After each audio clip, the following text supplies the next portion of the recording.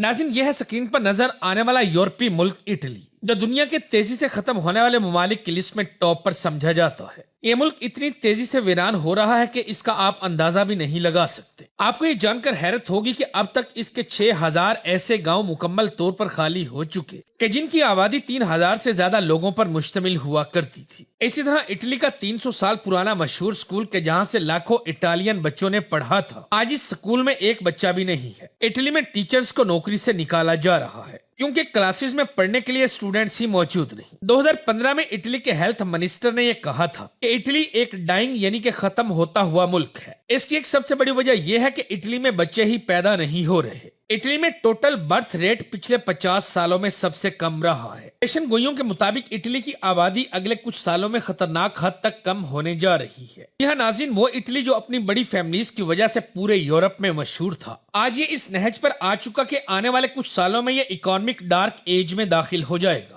Italy की real estate industry collapse कर जाएगी क्योंकि यहाँ घर तो होंगे मगर इनमें रहने वाला कोई नहीं होगा। कुछ अरसे के बाद यहाँ इटालियन आर्मी में जाने के लिए नौजवान लोग ही मौजूद नहीं होंगे। इसके अलावा यहाँ फैक्ट्रीज और इंडस्ट्रीज में काम करने के लिए भी लेबर नहीं होगी क्योंकि कहा जा रहा है कि अगले 10 सालों में इटली की पूरी इकोनॉमी मुकम्मल तौर पर कोलैप्स कर जाएगी। आज इटली में हालात ये हैं कि यहाँ औसत उम्र 48 साल है। इटली की 24% आबादी 65 साल से ऊपर है और यह नंबर भी मुसलसल बढ़ता चला जा रहा है। लेकिन सवाल ये पैदा होता है कि आखिर इटली इस स्टेज तक पहुंचा कैसे। आप लोगों को बताता चलूं कि इटली की आबादी कम होने की 3 बड़ी वजूहात हैं। सबसे पहले अगर हम तारीख में जाएं तो आज से 100 साल पहले इटली एक ज़रई मुल्क था। यहाँ पर ज्यादातर लोग किसान थे जो खेती बाड़ी किया करते थे। फिर इंडस्ट्रीज लगना शुरू हुई, सैलरी सिस्टम आया तो इटली में 2 बच्चे इतना कमा रहे थे कि जितना पहले 5 बच्चे कमाते थे। और फिर आखिर वर्ल्ड वार 2 के बाद जब इटली की रिकवरी हुई तो इसने सोशल वेलफेयर सिस्टम इंट्रोड्यूस करवाया, यानी ये बच्चे वालिदैन की नहीं बल्कि रियासत की जिम्मेदारी थी। इनकी तालीम, सेहत, खुराक सब कुछ रियासत ही फंड किया करती थी। इसके बाद लोगों के पास ज्यादा बच्चे पैदा करने का कोई इंसेंटिव ही नहीं रहा था, लिहाजा 1950 के बाद से इटली में बर्थ रेट कम तर होता चला गया। ये ऐसा ट्रेंड था जो सिर्फ इटली ही नहीं बल्कि पूरी दुनिया में देखने को मिला। सिवाय अफ्रीका के पूरी दुनिया में 1980 के बाद से बर्थ रेट गिरता जा रहा है। अगर हम खसूसी तौर पर इटली की बात करें तो यहाँ की सरकार की कुछ पॉलिसीज भी ऐसी हैं कि नौजवान लोग बच्चा पैदा करने से कतराते हैं। इटली में एक कॉन्सेप्ट बहुत आम है जिसका नाम ब्लैंक रेजिग्नेशन है। यहाँ पर हर औरत को जॉब से पहले एक साफ कागज पर साइन करना होता है। ब्लैंक रेजिग्नेशन का मतलब यह है कि जैसे ही कोई भी फीमेल वर्कर प्रेग्नेंट होगी तो वो कंपनी किसी भी नोटिस या रीजन के बगैर उसको फारिग कर सकती है। तो अब एक ऐसा मुल्क के जहाँ की 41% औरतें मुलाजमत करती हैं, वहाँ पर जब ऐसी पॉलिसी होगी तो भला कौन औरत बच्चा पैदा करेगी। और इसी वजह से इटालियन फैमिलीज जॉब की वजह से शादी और बच्चे डिले करती हैं। और एक और दूसरी बड़ी वजह यह है कि दीगर बाकी यूरोपीय ममालिक की तरह इटली में चाइल्ड बर्थ नेशनलिटी नहीं है। सिर्फ ये कि अगर आप इमिग्रेंट या फिर नॉन इटालियन हैं और आपका बच्चा इटली में पैदा हुआ हो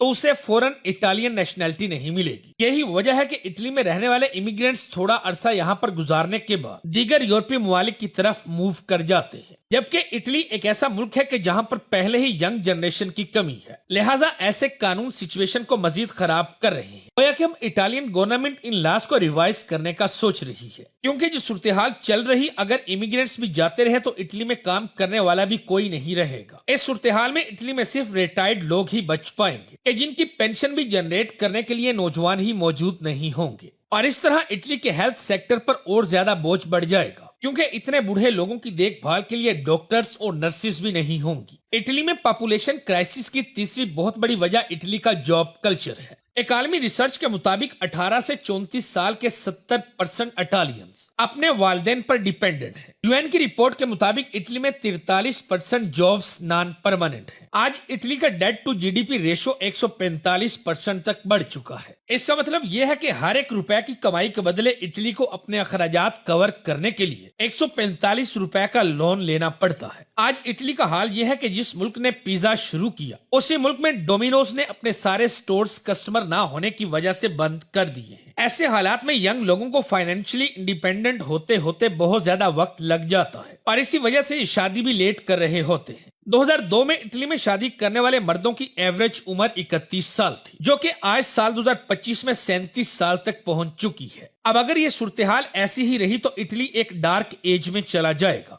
आप लोगों को बताता चलूं कि स्वीडन भी आज से कुछ साल पहले इटली वाली पोजीशन में था, मगर फिर स्वीडिश सरकार ने चाइल्ड केयर पॉलिसी अनाउंस की, जिसके मुताबिक जिस जोड़े के जितने बच्चे होंगे उन्हें उतनी ही ज्यादा सब्सिडी मिलेगी। 1974 में स्वीडन ने ये लॉ पास किया कि बच्चा पैदा होने के बाद माँ और बाप दोनों को 16 माह की छुट्टियां मिलेंगी। यही वजह है कि स्वीडन ने अपना गिरता हुआ बर्थ रेट स्पेसिफिकली कंट्रोल कर लिया। इसी तरह इटली को अपनी इमिग्रेशन पॉलिसीज में भी रिलैक्सेशन करनी होगी। फीमेल एम्प्लॉयज को ब्लैंक रेजिग्नेशन जैसी चीजों से बचाना होगा। अगले 5 सालों में अगर इटली अपना बर्थ रेट 2.1 नाक कर सका तो इसके नताइज बहुत ही भयानक नाक होंगे। ग्लोबल लेवल पर भी एलोन मस्क बार बार ये कह रहा है कि ह्यूमैनिटी के लिए सबसे बड़ा खतरा पॉपुलेशन कोलैप्स है। साइंटिस्ट हमें यही बताते आए हैं कि अगले 10 सालों में दुनिया की आबादी 16 अरब तक पहुंच जाएगी, लेकिन हकीकत बिल्कुल इसके बरक्स है। 1980 के बाद से पूरी दुनिया में हत्ता के पाकिस्तान और इंडिया में भी बर्थ रेट कम हो रहा है।